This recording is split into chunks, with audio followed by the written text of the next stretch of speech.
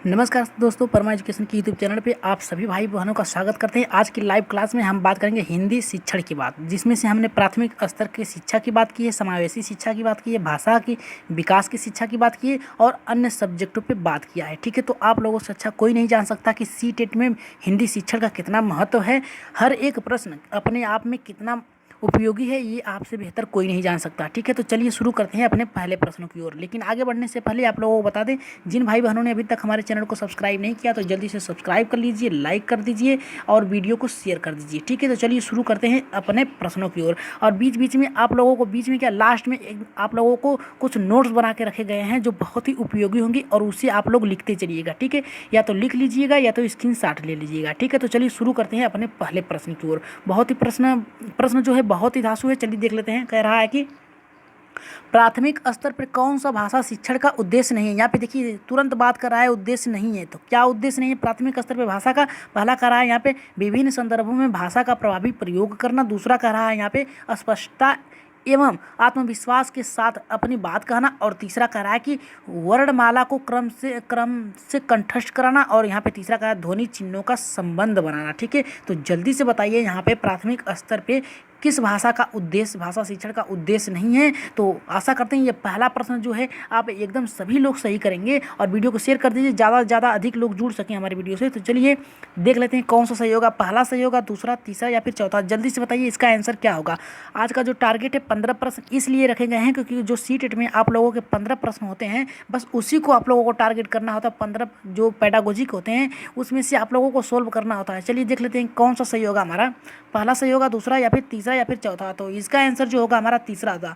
ठीक है, यहाँ पे देखिए वर्णमाला को कंठस्थ करने की बात कर रहा है। जो एनसीएफ 2005 जो है उन्होंने कहा है कि जो प्राथमिक स्तर पे है रटंत विद्या से हमें रटंत प्रणाली से मुक्त करना है बालकों को। ठीक है, उनके जो है आत्मविश्वास को उत्साहित करना है, रुचि पैदा करना है। ठीक है, यहाँ पे देखिए हमारा कंठस्थ नहीं होगा। ठीक है, यहाँ पे देखिए प्रभावी प्रयोग करने की बात कर रहा है और यहाँ पे अपनी बात को आत्मविश्वास के साथ कहना है और यहाँ पे चिन्ह का संबंध बनाए रखना है। यहाँ पे देखिए ध्वनि चिन्हों का संबंध बनाने के लिए बात कर रहा है, लेकिन यहाँ पे देखिए तीसरा कह रहा है कि कंठस्थ से। ठीक है, तो यही हमारा आंसर होगा। ठीक है, पहले का। चलिए आगे बढ़ते हैं, देखते हैं दूसरा प्रश्न कितने लोगों का सही होता है और अपने कमेंट जरूर करिए। सभी लोग करिए कमेंट और प्रश्नों को लिखते चलिए। जो आप लोगों को महत्वपूर्ण लगे उसे तुरंत लिख लीजिए। ठीक है, तो चलिए देख लें क्या करा कि एक समावेशी कक्षा में कौन सा कथन भाषा शिक्षण का सिद्धांत के प्रतिकूल है। यहाँ पे देखिए प्रतिकूल की बात कर रहा है कि समावेशी कक्षा जो है जिसमें अन्य प्रकार के बालक रहते हैं, समावेशी कक्षा कहलाता है, जिसमें विभिन्न प्रकार के बालक होते हैं, उनकी भाषा अलग होती है, उनकी बोली अलग होती है, कि वो मानसिक तौर पे कमज़ोर भी हो सकते हैं, अधिक बुद्धिमान भी हो सकते हैं।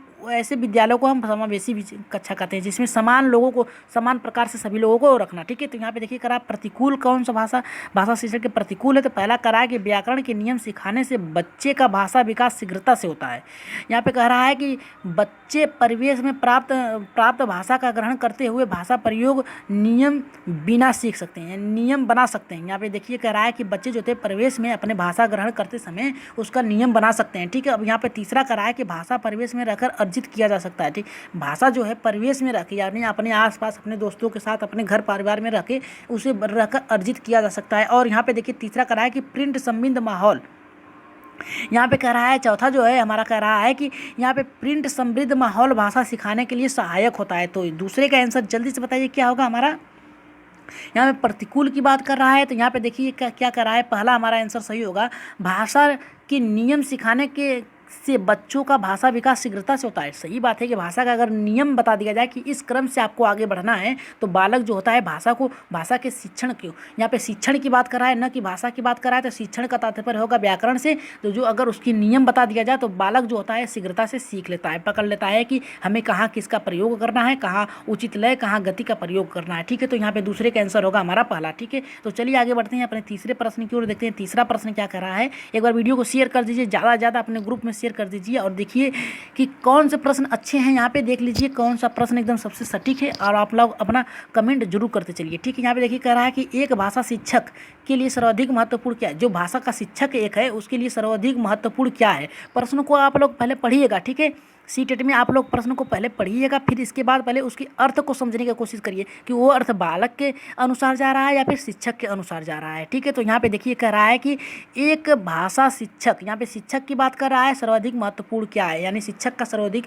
भाषा एक भाषा के लिए क्या महत्वपूर्ण है। यहाँ पे कह रहा है पहला कि बच्चों को भाषा प्रयोग के लिए अवसर उपलब्ध कराना, दूसरा कह रहा है भाषा की त्रुटियों के प्रति कठोर रवैया अपनाना, और यहाँ पे तीसरा कह रहा है कि भाषा की पाठ्य पुस्तक पे ध्यान देना, और चौथा कह रहा है भाषा का आकलन करना। ठीक है, अब बताइए यहाँ पे कौन सा सही होगा। ठीक है, तीसरे का हमारा कौन सा सही होगा। ठीक है, यहाँ पे देखिए बात कर रहा है आकलन करने की बात कर रहा है, उनमें जो होता है कौन बालक किस स्तर पे है उसकी बात कर रहा है, तो ये हमारा गलत हो गया। यहाँ पे कर रहा है पाठ्य पुस्तक पे ध्यान देना, इस पे ध्यान नहीं देना। त्रुटि के प्रति, जो बालक त्रुटियां कर रहे हैं उसके प्रति कठोर रवैया, यानी अपना जो टीचर का जो स्वभाव है उसे और भी रौद्र करना। ठीक है, बच्चों के प्रति सकारात्मक न होकर नकारात्मक रवैया अपनाना। ठीक है, अब यहाँ पे देखिए अवसर की बात कर रहा है, बालक की त्रुटियों को अवसर, यानी क्या त्रुटि है क्या समस्या है उसे जानकर उसे अवसर, यानी भाषा प्रयोग के लिए उसे अवसर देना चाहिए, अपनी बात रखने के लिए कहना चाहिए। ठीक है, तो यहाँ पे तीसरे का आंसर जो होगा हमारा पहला होगा। ठीक है, तो चलिए आगे बढ़ते हैं। सभी लोगों का एकदम सही आंसर आ रहा है, देख ले रहे हैं क्या कर रहा है। यहाँ पे देखिए कह रहा है, ये कह रहा है हमारा चौथा प्रश्न जो है हमारा कह रहा है कि निम्नलिखित में से कौन सा भाषा शिक्षण का उद्देश्य है। यहाँ पे भाषा शिक्षण का उद्देश्य क्या है,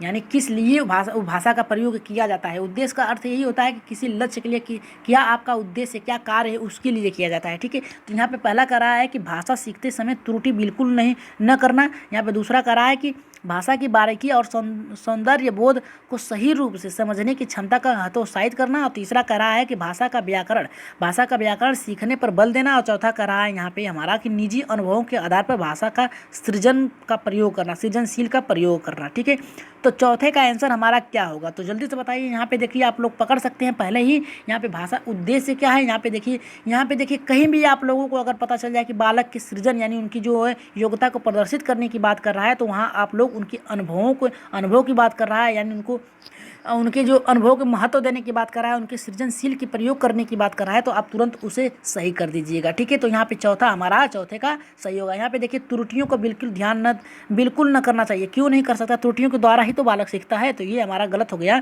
और यहाँ करा बारीकी से सौंदर्यपूर्ण, यानी उसकी जो सौंदर्यता है उससे कोई हमें लेना देना नहीं है, ये भी हमारा गलत हो गया। व्याकरण के सीखने पर बल देना चाहिए, व्याकरण जो भाषा का व्याकरण उसे सीखने, प्राथमिक स्तर पे बालक जो होता है व्याकरण सीखने पे बल नहीं दिया जाता, उनके अनुभवों को बल दिया जाता है, उनके सृजन कार्य यानी जो क्या कर रहे हैं उसके आधार पे उन्हें शिक्षा देनी चाहिए। तो चौथे का हमारा आंसर होगा चौथा। ठीक है, चौथे का आंसर जो होगा हमारा चौथा होगा। सभी लोगों का सही आया है, तो चलिए आगे बढ़ते हैं पाँचवें प्रश्न की ओर, देखते हैं पाँचवां प्रश्न हमारा क्या कर रहा है। यहाँ पे देखिए पाँचवां प्रश्न ये कर रहा है कि भाषा सीखने सिखाने का उद्देश्य क्या है। यहाँ पे भाषा सीखने की बात कर रहा है और सिखाने का उद्देश्य क्या है, यानी बालक में अगर बालक सीख जाता है भाषा को, तो वो सीखे हुए भाषा का क्या उद्देश्य है।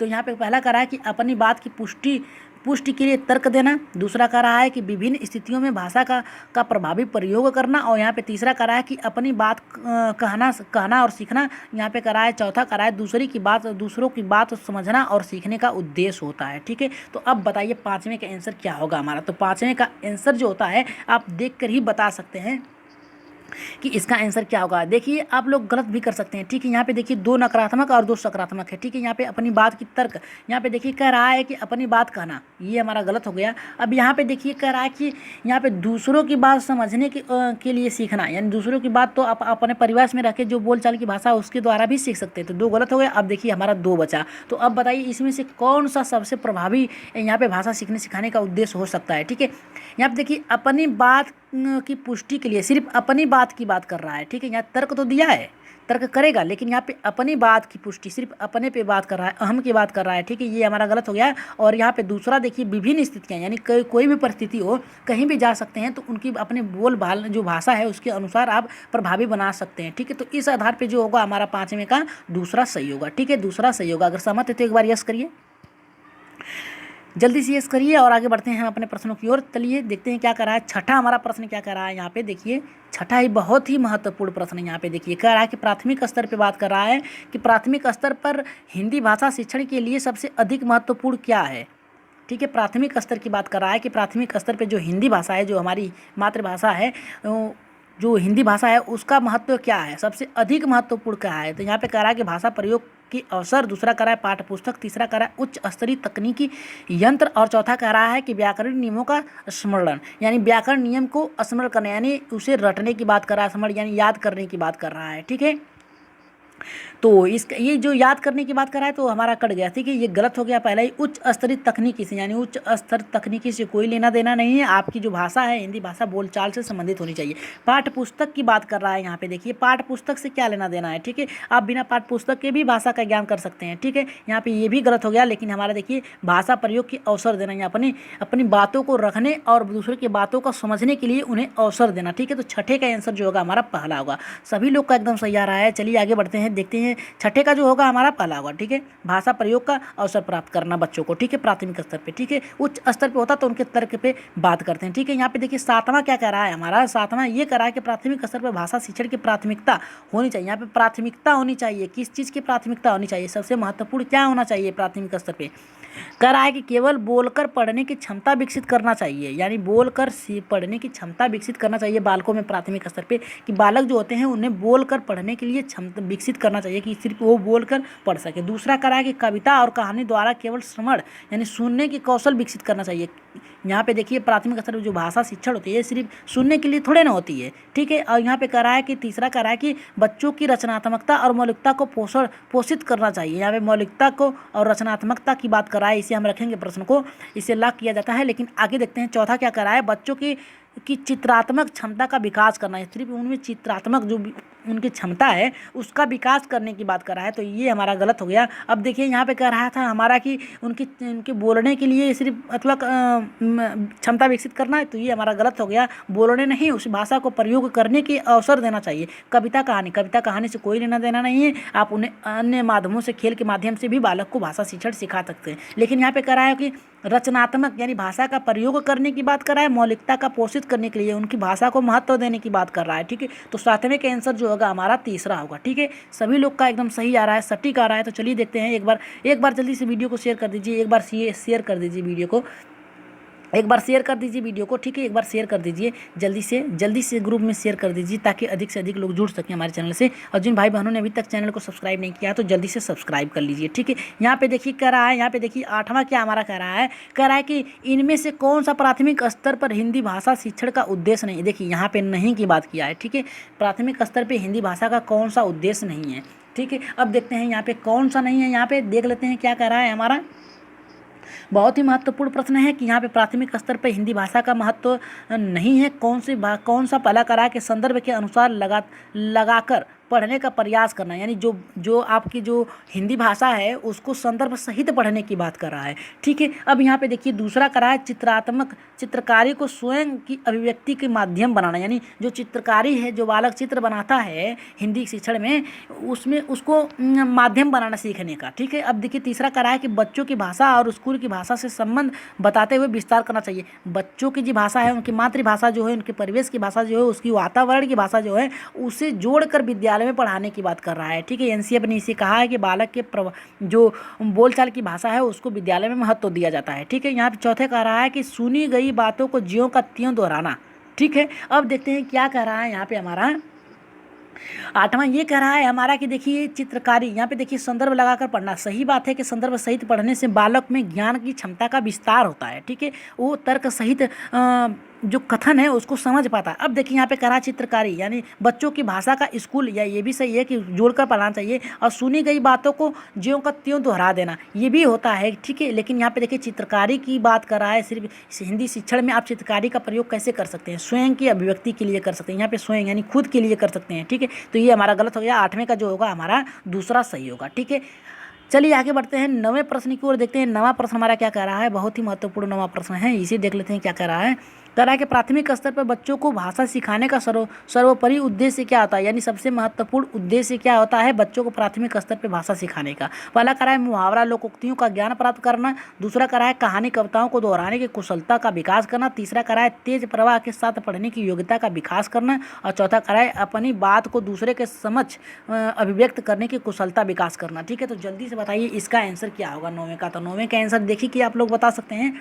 कि 9वें का आंसर जो होगा कौन सा होगा हमारा। ठीक है, तो 9वें का आंसर देखिए यहाँ पे होगा हमारा कौन सा होगा, जल्दी से बताइए, पहला होगा, दूसरा होगा, तीसरा होगा या फिर चौथा होगा। 9वें का आंसर कौन सा होगा हमारा, तो 9वें का आंसर जो होगा हमारा चौथा होगा। ठीक है, यहाँ पे देखिए मुहावरा लोकोक्ति को ज्ञान करने से कुछ नहीं होता। यहाँ पे कहानी कविताओं को कुशलता, यानी कहानी कुशलता क्या होती है, वो तो रोचक के लिए रुचि उत्पन्न करने के लिए पढ़ाई जाती है। तेज प्रवाह यानी जोर जोर से पढ़ने के, बोलकर पढ़ने की बात कर रहा है, लेकिन यहाँ पे देखिए अपनी भाषा को समझ व्यक्ति की कुशलता के विकास के लिए प्रस्तुत करने की बात कर रहा है। 9वें का आंसर जो होगा हमारा चौथा होगा। चलिए आगे बढ़ते हैं 10वें प्रश्न की ओर देखते हैं। 10वां प्रश्न हमारा क्या कह रहा है, बहुत ही महत्वपूर्ण 10वां प्रश्न है। कह रहा है कि पाठ के अंत में अभ्यास और गतिविधियां देने का उद्देश्य क्या होता है।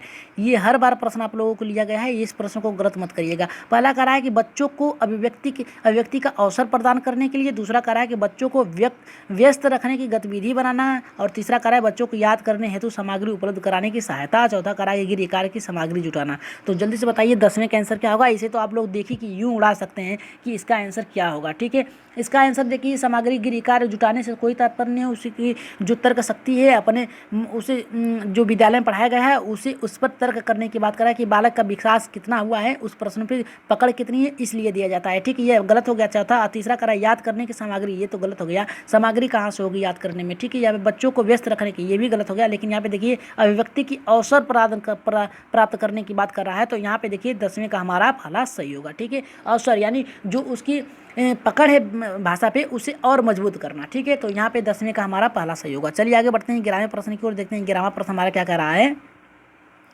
11वां प्रश्न ये कह रहा है हमारा कि प्राथमिक स्तर पर भाषा सिखाने का सर्वश्रेष्ठ विधि है, यानी विधि कौन सी विधि है प्राथमिक स्तर पर भाषा सिखाने की। पहला कह रहा है बच्चों के साथ कविता गाना, दूसरा कह रहा है बच्चों को कहानी सुनाना, तीसरा कह रहा है बच्चों को पाठ्य पुस्तक पर आधारित वीडियो का कार्यक्रम दिखाना, चौथा कह रहा है कि बच्चों को भाषा का प्रयोग करने के विविध अवसर देना। तो अब आप बता सकते हैं कि यहाँ पे 11वें का आंसर कौन सा होगा हमारा। 11वें का आंसर जो होगा जल्दी से बताइए कौन सा होगा हमारा। 11वें का आंसर कौन सा होगा जल्दी से बताइए। 11वें का आंसर होगा पहला होगा, दूसरा होगा, तीसरा या फिर चौथा। तो 11वें का जो आंसर होगा हमारा ये होगा चौथा। ठीक है, चौथा होगा, क्योंकि यहाँ पे देखिए प्रयोग, भाषा का प्रयोग भी करेगा और अवसर भी देने की बात कर रहा है। ठीक है, उन्हें अपनी बातों को रखने और प्रस्तुत करने और परिचर्चा करने की बात, यानी अवसर देने की बात कर रहा है। ठीक है, तो यहाँ पे हमारा 11वें का चौथा सही होगा। चलिए आगे बढ़ते हैं 12वें प्रश्न की ओर देखते हैं। 12वां प्रश्न हमारा क्या कह रहा है। यहाँ पे देखिए कह रहा है ये कि प्राथमिक स्तर पर शिक्षा का माध्यम होना चाहिए। प्राथमिक स्तर पर शिक्षा का माध्यम क्या होना चाहिए। हिंदी होना चाहिए, अंग्रेजी होना चाहिए, उर्दू में होना चाहिए, या फिर बच्चों की मातृभाषा पे होनी चाहिए। ये तो आप देखिए कि उड़ा सकते हैं प्रश्न को 12वें का। ठीक है, तो 12वें के आंसर जल्दी से बताइए इसका क्या होगा।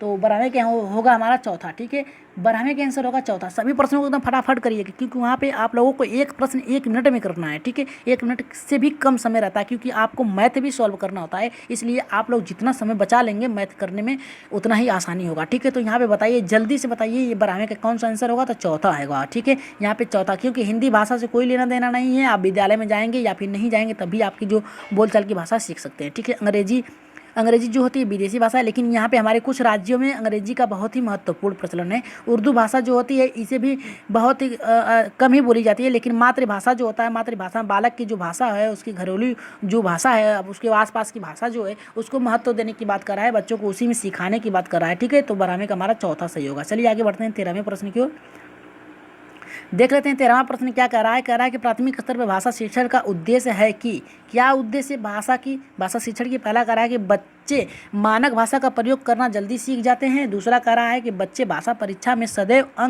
अंक लाते हैं अच्छे, और यहाँ पे तीसरा कह रहा है कि बच्चे विभिन्न स्थितियों में भाषा का प्रभावी प्रयोग कर सके, और चौथा कह रहा है कि बच्चे भाषा के व्याकरण को जान सके। तो जल्दी से बताइए, 13वां थोड़ा कठिन है लेकिन सभी एक समान जैसे हैं, लेकिन बताइए 13वें का आंसर क्या होगा, क्योंकि वहाँ पे सीटेट में ऐसे ही प्रश्न आते हैं। ठीक है, तो 13वें का आंसर बताइए कौन सा होगा। तो 13वें का आंसर जो होगा हमारा यहाँ पे देखिए तीसरा होगा। ठीक है, यहाँ पे देखिए विभिन्न स्थितियों यानी हर परिस्थिति की बात कर रहा है। ठीक है, प्रभावी का प्रयोग कर सके, भाषा का प्रयोग कर सके। ठीक है, तो 13वें का हमारा आंसर होगा तीसरा। ठीक है, चलिए आगे बढ़ते हैं 14वें प्रश्न की ओर देखते हैं। 14वां प्रश्न हमारा क्या कह रहा है। यहाँ पे देखिए 14वां प्रश्न ये कह रहा है कि पठन पाठन के अंत में ऐसे अभ्यास एवं गतिविधियाँ हो, यानी जो पढ़ने और लिखने के जो बोलने की जो पाठ्य पुस्तक में आपकी गतिविधियां हैं उसमें अभ्यास की गतिविधियां होनी चाहिए। क्या होनी, सरल भाषा वाले होना चाहिए, बच्चों को स्वयं कुछ करके और सीखने का अवसर प्रदान करने वाला होना चाहिए, केवल पाठ की संबंधित होना चाहिए, और करा पाठ बिल्कुल पाठ पे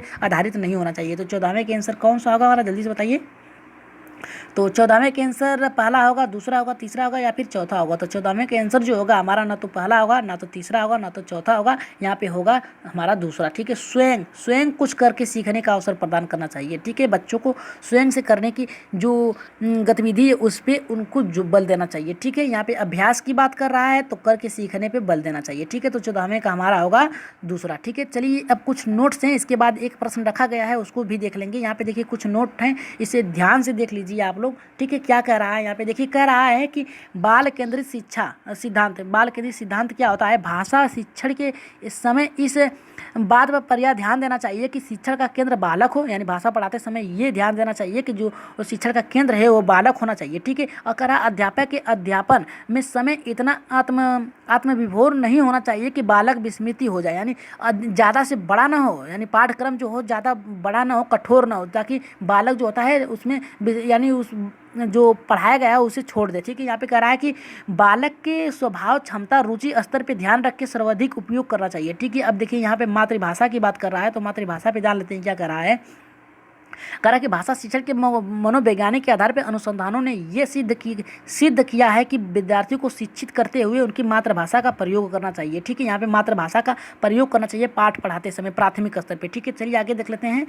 कह रहा है कि पुनर्बलन। ठीक है, पुनर्बलन का सिद्धांत क्या होता है, अमेरिकी मनोविज्ञानी B.F. स्किनर ने, जो है सभी लोगों को पता है कि B.F. स्किनर ने ही जो है पुनर्बलन का सिद्धांत दिया था। इन्होंने कहा था ये कि तब तक बालक उत्साहित सीखने में रहता है जब तक उनकी जो मनोविज्ञान में वृद्धि होती है। ठीक है, अब 13वां देखते हैं क्या कर रहा है कि जो व्यक्तित्व भिन्नताओं का सिद्धांत है, ये कक्षा में एक छात्र से व्यक्तित्व भिन्नताएं होती है, यानी बालक जो होता है अनेक जगह से आते हैं बालक, उनमें व्यक्तित्व भिन्नताएं होती हैं, उनकी रहन सहन, उनकी बोलचाल की भाषा, ठीक है, अलग अलग होती है। ठीक है, अब देखिए जीवन सम्मेलन का सिद्धांत, यहाँ पे देखिए ये बहुत ही महत्वपूर्ण प्रश्न है, इसे हमने लिया है, इसीलिए इसे उठाया कि जीवन सम्मेलन जो सिद्धांत होता है ये क्या होता है।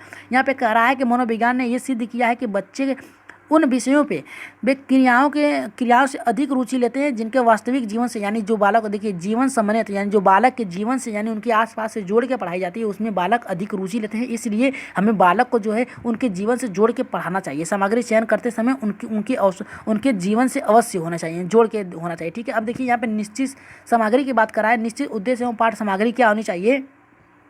यहाँ पे ज्ञान होना चाहिए, कौशल होना, रुचि होना चाहिए, यहाँ पे करा अभिवृत्ति विकास होना चाहिए। प्रत्येक बालक में जो होता है परिचित कराकर तत्पश्चात उसे सामान्य नियमों का जो उद्देश्यों की प्राप्ति के लिए विशेष सामग्री का चयन करना चाहिए, बालक के स्तर के अनुसार चयन करना चाहिए। ठीक है, अब देखिए यहाँ पे कह रहा है कि भाषा शिक्षण के नियम। ठीक है, बस यही लास्ट है, इसके बाद आप लोगों को एक प्रश्न रखा गया है, वो और मत हुई क्योंकि ये जानना आप लोगों के लिए बहुत ही जरूरी है। यहाँ पे देखिए भाषा शिक्षण का प्रयोग, देखिए भाषा शिक्षण का जो नियम होता है इसमें मूर्त से अमूर्त, ये क्या होता है, मनोवैज्ञानिकों का मत है कि बच्चों का मानसिक विकास इतना नहीं होता, यानी प्राथमिक स्तर पे बात कर रहा है। ठीक है, प्राथमिक स्तर पे उनकी जो तार्किक शक्ति होती है इतना अधिक नहीं होता है कि वो अवधारणाओं को समझ सके। अर्थात जब भी विद्यार्थियों को समझ एवं उस्तुल करते समय हमें पहले उन्हें मूर्त, यानी जो वस्तु है उसे दिखाकर हमें पढ़ाना चाहिए। ठीक है, तो चलिए आगे बढ़ते हैं, ज्ञात से अज्ञात की ओर देख लेते हैं जल्दी। ज्ञात से अज्ञात की ओर क्या आता है, इस नियम में बालक को अभिप्राय कि बालकों को ज्ञान प्राप्त होता है, उसी ज्ञान पर जो उनको ज्ञान प्राप्त होता है उसी ज्ञान के आधार पर दूसरी ज्ञान को जोड़ के हमें पढ़ाना चाहिए। ठीक है, जो बालक को ज्ञान प्राप्त होता है रहता है उस पर जोड़कर दूसरी ज्ञान को बताना चाहिए। ठीक है, निश्चित से अनिश्चित की ओर, अनिश्चित से निश्चित की ओर, जो बालक में जो नहीं जानता है उसके आधार पे उसे रखना। ठीक है, विद्यार्थियों के मस्तिष्क के दैनिक जीवन के अनुभवों को कुछ निश्चित अवधारणाओं निमित्त होनी चाहिए, जिसे निश्चित अवधारणाओं को विचार विमर्श करने के उपरांत विचारों का निरूपित करना चाहिए। ठीक है, अब देखिए यहाँ पे थोड़ी सी और रह गया है, बस थोड़ा सा रह गया है, विश्लेषण की बात कर रहा है, विश्लेषण से संश्लेषण की ओर। विद्यार्थियों का मत है कि पुष्टि के लिए उपरांत शंकाओं को दूर करने के लिए अध्यापक को विषय वस्तु को विश्लेषण यानी बांट कर, ठीक है, अलग अलग करते हुए पढ़ाना चाहिए। ठीक है, अब कह रहा है कि आगमन से निगमन, ये क्या होता है, हर बार पूछता है आगमन से निगमन। कह रहा है कि इस नियम के निर्धारण किया जाता है कि इस पद्धति का प्रयोग व्याकरण के नियम को समझने के लिए किया जाता है। ठीक है, पहले उदाहरण देके फिर नियम बताया जाता है। मनोवैज्ञानिक में तार्किक की ओर, ठीक है, मनोवैज्ञानिक से तार्किक की ओर जो प्रश्न है उसे देख लेते हैं, या फिर अगर आप लोगों को मत है तो आगे बढ़ जाते हैं, या फिर बता दे रहे हैं। या फिर देखिए लास्ट देख लेते हैं क्या कह रहा है कि सरल से जटिल की ओर। कह रहा है कि इस नियम के अनुसार विद्यार्थियों को पहले सरल शब्दों को, वाक्यों को, मुहावरा गीतों को बताना चाहिए, फिर इसके बाद कठिन शब्दांशों को रखना चाहिए। ठीक है, तो चलिए अब अपने प्रश्नों पे चलिए आप लोग। ये प्रश्न आप ही लोगों के लिए रखा गया है, देख लेते हैं कितना आप लोगों का ये सही होता है। ठीक है, तो देख लेते हैं 15वां आप लोगों का कितने लोगों का सही होता है इसे कमेंट बॉक्स में आप लोग जरूर लिखिएगा। ठीक है, यहाँ पे इसका आंसर कमेंट बॉक्स में। कह रहा है कि पहली कक्षा दूसरी कक्षा में भाषा शिक्षण के साथ ही कला शिक्षण को सुलभित करने का उद्देश्य नहीं है। यानी पहली या दूसरी कक्षा में जो है कला शिक्षा को सुलभित करने का उद्देश्य नहीं है। पहला कह रहा है कि चित्रों के माध्यम से अभिव्यक्ति का विकास उद्देश्य नहीं है। ठीक है, तीसरा कह रहा है, दूसरा कह रहा है कि बच्चों द्वारा आनंद प्राप्ति की जाती है। तीसरा कह रहा है बच्चों के लेखन की परिपक्वता लाना चाहिए। और यहाँ पे कह रहा है कि बच्चों के रचनात्मक विकास के लिए, ठीक है, विकास के लिए यहाँ पे कला शिक्षण का सुलेमे के नहीं उद्देश्य है। ठीक है, तो इसका आंसर आप लोग बताइएगा कमेंट बॉक्स में। 15वें का आंसर क्या होगा, पहला होगा, दूसरा होगा, तीसरा या फिर चौथा। ठीक है, आप लोगों को बता दें कि आज की क्लास जो सुबह में चलाई गई थी उसमें बहुत ही महत्वपूर्ण और ट्रिक के साथ आप लोगों को पढ़ाया गया था। ठीक है, तो चलिए देख लेते हैं। आप लोगों को बता दें कि नीचे उत्तर दिए गए हैं, आप लोग देख लीजिएगा। और आज की क्लास कैसी लगी एक बार कमेंट बॉक्स में अपनी राय जरूर रख दीजिएगा कि आज के प्रश्न कैसे लगे। और कल की जो अब आप लोगों को सिर्फ ऐसे ऐसे नोट्स रखे जाएंगे जो आप लोगों के लिए उपयोगी हो। फालतू के जो नोट्स हैं यानी जो प्रश्न है उसे नहीं रखा जाएगा। ठीक है, तो अगली क्लास किस पे बनाई जाए ये कमेंट बॉक्स में आप लोग बता दीजिएगा। और आप लोगों का जिस प्रकार से सहयोग मिल रहा है उसके लिए धन्यवाद भाई बहनों का। तो चलिए आज